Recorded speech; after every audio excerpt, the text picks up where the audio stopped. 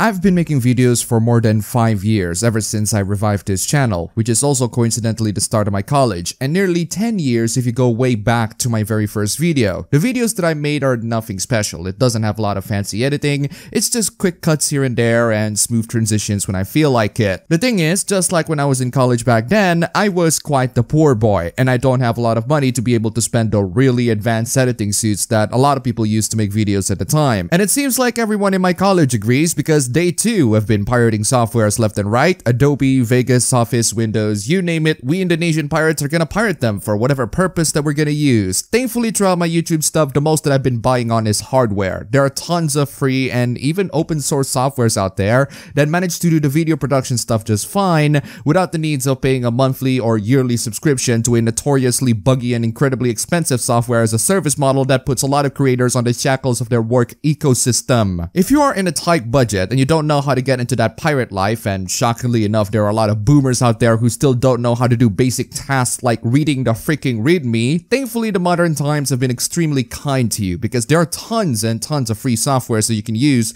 to produce an actually decent video for the YouTube platform, ranging from simple image editors to fully suited video editors and compositing tools. So instead of spending too much money on expensive software, I could just spend them all on expensive hardwares or video games or something. In this video, I hope I can guide you through the process of me making my usual videos so that you people who are interested in doing YouTube works can learn a thing or two from it, especially those who are in a tight budget but still want to do video production stuff without submitting yourself to the mafias of the Adobe Corporation. Before we get into the actual softwares, I think you all should see how my video editing, gaming, and setup works in general. And I'm just saying, all of this is impossible without your help. You guys have been supporting my channel a lot. I am blessed with such loyal and dedicated viewers. Thank you so much. And thanks to that support, I can afford a lot of these, well, they are pretty expensive, but compared to what a lot of the big YouTubers use, this is pretty mid-range. I've talked about how I use a laptop to play my video games, and I still do. The reason is because laptops are easier to carry around, and I needed something that I can carry around to travel with, or at least at the time where I was in college, which I am not anymore. And even if I am still in college, thanks to current year being so toxic that everyone and their dog needs to be locked inside until the situation stops, I can't exactly go anywhere, and I'm not allowed to go anywhere, so the joke is on me, I guess. So unless if you're an avid traveler and you travel from places to places left and right, I highly recommend getting yourself a desktop like the one my brother uses. You can spec out how expensive you want the desktop to be yourself for your specific needs. If you want to know which kind of PC or setup that will fit for you, you can DM me on Twitter or send me an email. I'll gladly help you out for your PC building problems for free. That's the keyword here, for free. I've helped out lots of people for it and they're all happy for it. Also, if you have any questions on this video, do not use the comment section to contact me because your comment will most likely be buried by hundreds of other comments. Use any of these means to contact me instead because that's where I pay attention to the most.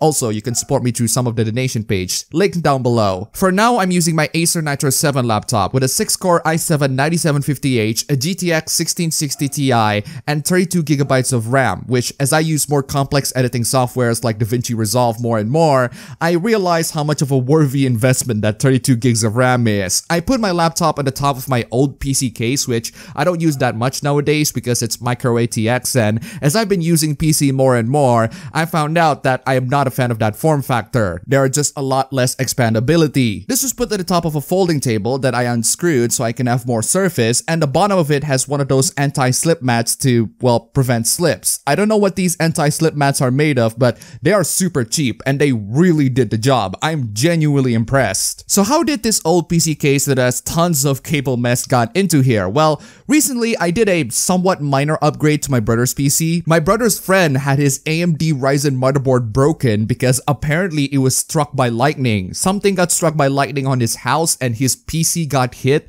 with the motherboard taking the most damage. So rest in peace to his motherboard. I ended up selling my old motherboard to him with a friend's discount. That's when I decided, you know what, I have some money to spend, so might as well buy a proper ATX motherboard, a proper ATX case, and since we have some money to spare, a 2TB hard drive for storage and all. And we did. We bought it, we upgraded it, we assembled it, and it's great. My brother actually really digged the anti-RGB zero lighting look. It makes the PC look more stealthy and professional rather than gamery, because as much as the marketing department loves to convince me that they look great and cool and stylistic, me, my brother, and hopefully the rest of the gaming industry prefer something a little less obnoxious, thank you very much. The one thing that I did not consider when buying the ASRock B450 Pro motherboard is that the NZXT H510 case has a front USB Type-C header that the motherboard doesn't have, which means that the front Type-C port is not connected to anything and therefore useless. My bad, I just love NZXT cases so much. Don't make the same mistake that I did and double check to make sure that the front panel I/O in your case matches the one that your motherboard has. Either buy a motherboard that has a Type-C header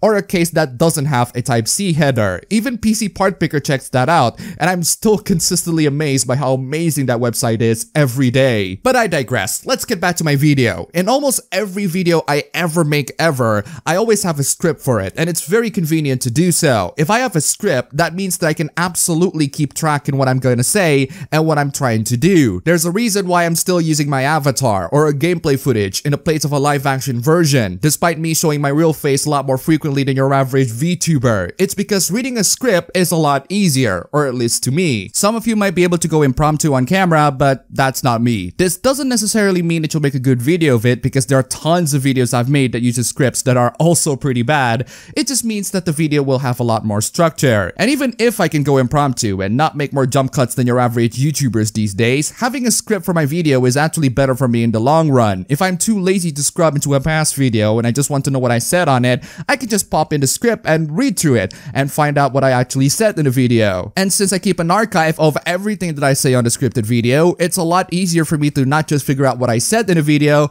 but also find out the specific articles or links or whatever thing that I reference in the video, because I do try to source everything as well. As for the software that I use, Microsoft Word works fine and still works fine for me, but you can use whatever text editor you want. Google Docs is free. There's also LibreOffice if you don't like that Microsoft ecosystem. I'll link to that right down below, but I'm still fine with Microsoft Office that I got from a student's discount. Thank you, my university. Heck, if you're really hardcore, you can even use Notepad and still get away just fine. I don't know how you can track the amount of words you say on that, because I measure my video length on the amount of words I use in a document, but hey, you do you. So let's say that you're done with your script writing and you want to bring that script to life. The question is, how are you going to present whatever you're trying to present in order to prove whatever points that you have? The answer, to me at least, is PowerPoint. I'm actually surprised in how incredibly powerful PowerPoint is in terms of compiling slides and general purpose graphics editing. I use it as some sort of a video storyboard, and it works so well as that. One amazing thing about PowerPoint is the fact that you can resize your slides into 4K. They don't have a 4K preset there, unfortunately, because they measure stuff on inches. If you want a 4K slide on your PowerPoint, the measurement in inches is 40 times 22.5. When you save as your PowerPoint slides into separate image files like JPEG or PNG, boom, all of them will be in 4K. Wait a second, this video is on 1080p. Why are you working on 4K slides? Here's a good tip for you, ladies and gentlemen. 4K is 1080p times 4. If I grab myself some 4K photos, I can zoom in on them without the worries of having it look blurry, so that I don't have to use an image upscaler all the time, like Waifu2X. We'll get to this really amazing tool in a bit. As for why I use PowerPoint, as I said, it's basically my own version of a storyboard. Every slide tells its own story. Every slide contains images that prove a point that I want to make. A lot of YouTubers just download whatever images that they can use to highlight a point that they're trying to make and save them in their downloads page. I personally find that disorganizing. With PowerPoint, I can at least keep track in whatever pictures that I use for the video and arrange them in however ways I see fit, kind of like a storyboard. After I arrange them in a way that I wanted, I can just export all of these images later. It keeps things pretty organized. What's also really cool about PowerPoint is that I can also use their animation feature to their advantage. Not the really complex animation, but the simple cut animation. I can do all of the animation in my video editor, and we'll talk about that later. So let's say that there's a text in a video that I want to show, and I want to show that text before anything else. I can just make the text in PowerPoint and add the appear animation into it. Also, a very good tip, if you want to make them appear but on a very specific order in a very fast manner, click the text while holding Shift in the desired order, click the appear button or whatever animations you like, open the animations pane, right-click, and press C to make all of them start by a click. Bam! All of them will appear in just as you ordered them when you shift-click them. But wait a second, if I use PowerPoint's animation feature and I try to export the slides, they're only gonna print the end of the animation as opposed to the in-between bits. How do you export the in-between bits as well? Here's a free plugin called PP Split, which is a rather blunt way of describing circumcision. What it does is it will split all of the click animations that you have into separate slides so that you can save them as a picture later on if you want to use it for a video editor or something. The plugin can be quite buggy, but it will eventually do the job that you asked for, which is to split the animation into separate slides and making sure that PowerPoint actually exports everything. Now for the slides themselves, you don't have to use PowerPoint. There are many Office alternatives out there if you're not willing to spend money for Office. I just use PowerPoint because that's what I'm most comfortable with, and my university gives away licenses for these, like YouTube giving away the yellow dollar sign to everyone. Of course, everyone's most favorite bitmap graphics editor is always gonna be Adobe Photoshop. It's the one thing that everyone is using and the one quick solution to manipulate people into thinking that certain photos of the internet are real when they aren't. I admit that Photoshop is an incredibly powerful tool, and there's a very good reason why it's the industry standard so much that being Photoshop has now turned into an everyday verb these days. But there are only very few times that I've ever actually used it, or at least for the specific workflow that I do. So what do I use for photo editing? Two softwares come to mind. GIMP, for example, is a free and open source GNU image manipulation program whose acronym got some Twitter outrage warriors mad. Why? Because it sounds sexier. Seriously, there's a big difference between something being photoshopped and something being gimped. Anyway, it's a program that does at least 80% of the things that Photoshop does. It does have a little bit of a learning curve, and you do need a couple of plugins like the resynthesizer so that you can have that amazing image healing effect that Photoshop has without paying the Adobe protection racket. But hey, it does the job, an amazing one at that. For absolute beginners who want to get into photo manipulation without a learning curve and you want to get some basic things done, get yourself Paint.net, or PaintNet as I like to call it, which is ironically not very good to be used for digital painting. People usually use Krita for that. Still, PaintNet is a very good tool to be used for the most basic photo editing, and I highly recommend it, or at least with plugins, because the vanilla features, while pretty good, are a little bare bones for my liking. Again, all of these softwares are going to be linked down below, or you can just Google them yourself and make sure to install the plugins because they're also pretty great. Yes, these two softwares are nowhere near as powerful as Photoshop, but if there's one thing that these two softwares absolutely nails in terms of productivity, it's how incredibly fast they are for my personal workflow. With PaintNet, if there's an image from another website like Google Images, for example, that you want to copy to your image editor without the needs of saving them in a drive and hogging up space, you can just copy the images and paste them there. It will even retain its transparency if you copy a transparent image. With Photoshop, you can't just press Ctrl V on the new page. You have to make a new project file first, make sure that they fit on the clipboard, and then paste the image. Not only that, it's nowhere near as fast, they didn't even retain the transparency from the original image. Except if you use Paste Special, but I mean, come on, you don't have to do that for an image that's already transparent. Oh, by the way, remember the part when I talk about image upscaler? The image upscaler in GIMP or PaintNet are just not as good as the ones in the web, such as Waifu2X. Waifu2X is phenomenal. It's one of the best image upscalers ever, and it's absolutely free. It's mostly designed for anime artworks or artworks in general, but you can also use it for images as well. What it does is it will basically upscale your blurry images into a more tolerable resolution. I highly recommend it, especially if you couldn't find a high quality image of your most favorite waifus or husbandos. Also, another good tip for finding high-res images, if you Google image search an image and you find the one that you want, but you want a higher resolution version of it, just reverse search the image and someone somewhere on the internet will probably have a higher resolution version of it. That's for bitmap or raster images. What about vector images? Well, most people are gonna go for the always industry standard Adobe Illustrator, but did you know that there's a free software that does at least 80% of the things that they do? Yes, there is. It's called Inkscape. It's a genuinely amazing vector editing software that you can get for free, and it has actually entered version 1 at the time of writing, so congrats to them. Highly recommended for those who cannot afford the Adobe tax or any money at all. Now let's talk about the B-rolls. B-rolls are basically the complimentary videos that you use to highlight the point that you want to make. The main video video, or the A-roll in my typical video case, is always going to be the avatar. The B-rolls can usually be gameplay footages which can either be used to prove a point that I want to make in my reviews, or something pretty for the viewers to look at so that they don't get too bored. It can also be clips from other videos, recordings of me doing something in real life, or even screen recordings of whatever I'm doing.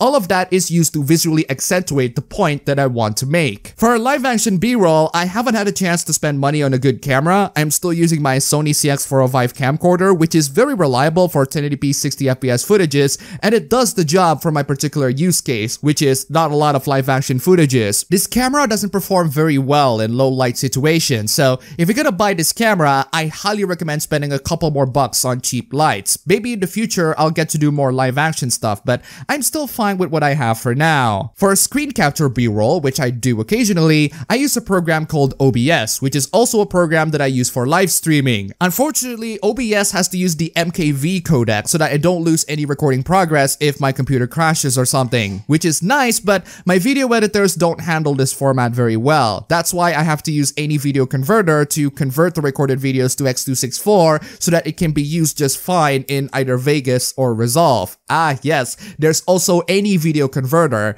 which is the video converter that I use, and I've been using this a lot more than Handbrake because Handbrake's GPU acceleration features have been rather finicky to my liking, whereas AVC does GPU rendering just fine. I use this a lot to convert videos. There are times where there's a video that I downloaded off of Twitter or something and I try to put it on Vegas and the actual video is not there. This is because I disabled the SO4 compound DLL and the OpenCL interlop in the advanced settings because those two things are known to crash Vegas, and ever since I disabled those two, I'm pretty much just fine. I'll link to a tutorial down below and how you can disable them. I highly recommend it. Oh yes, before I forget, I also do game reviews, talk about video games, and doing so requires me to have gameplay footages. For the games that are on my PC, I use two things. Either I use NVIDIA Shadowplay, which uses the NVENC encoder, and it's brilliant, or I use mirrorless action in case Shadowplay doesn't recognize the game. For console games, I use a capture card. I used to have the Razer Ripsaw, but unfortunately that capture card cannot receive audio anymore and is now dead, so rest in peace Ripsaw. You've done a great service. Now I'm using the Elgato HD60S, which is a great capture card and I do recommend it. The setup is very simple. HDMI from a game console to capture card HDMI input, capture card plugs to the PC, and capture card HDMI output plugs to the TV or monitor or whatever screen I use to show the game footages. All of those game footages are grabbed using OBS, so there you go. Before we get to the actual video editing, we're of course gonna need an audio to guide through the video. I actually have a lot of USB microphones because a lot of my family members and people in general have been wanting to get themselves some good microphones in order to make online videos and chatting with people online without making them sounding like they're speaking through a tube in a pipe. The one that I'm using right now is called the Rode NT USB Mini, which I bought recently because all of my family members are snatching up my backdrop microphones left and right. This is a very solid microphone, but not the one that I would recommend for those who are on a tight budget, as I bought this one for about $100 or so. If you want some good microphone recommendations,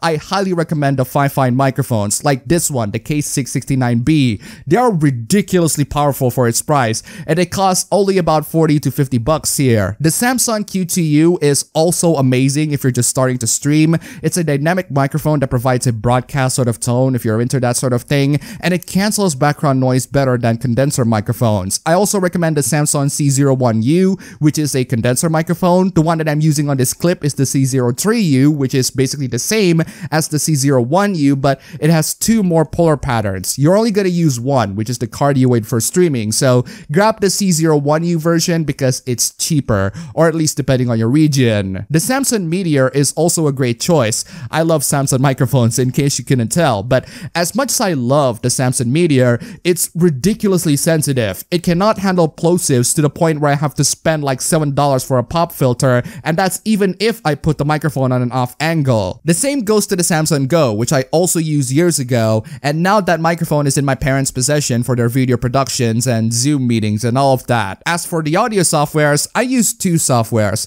The first one that I use for my pre-recorded video is Audacity, which is absolutely free. I'm not really that much of an audio expert, so I only did the most basic processing. All I did for my typical video is to add a bass plus treble boost for around 15 decibels, a noise reduction to, well, reduce the noise, and a compressor to bump up the specific bits of the audio. All of those done in those specific orders to make sure that my microphone sounds crisp and detailed. The other software is the one that I use for live streaming, which is Voicemeeter. There are free versions of Voicemeeter, the original version, the banana version, and the potato version. I use the potato version because it has tons and tons of advanced features. Voicemeeter is technically free, but they will tell you to donate every so often. You don't have to donate much, just donate as much as you like to support the developers because they did a really great job with this software, which I did. I think they deserve the money. I really love its audio monitoring feature.